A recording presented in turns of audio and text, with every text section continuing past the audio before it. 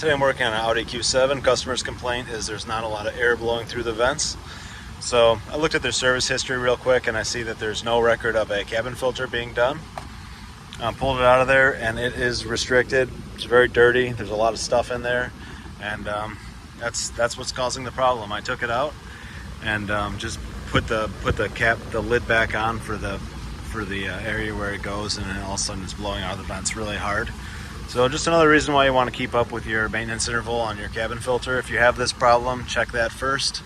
I also scanned it. There's no fault stored. The blower motor goes through all of its speeds like it should. I did the little output test where it checks all the flaps on the climate control, and everything passed perfect. So all that's going on is the cabin filter is plugged up with debris and hasn't been changed, you know, when the manufacturer recommends it being changed. So something easy to fix, something you should check. It's good to do it in the spring before you have a lot of allergens in the air. And yeah, that's it. Thanks for watching.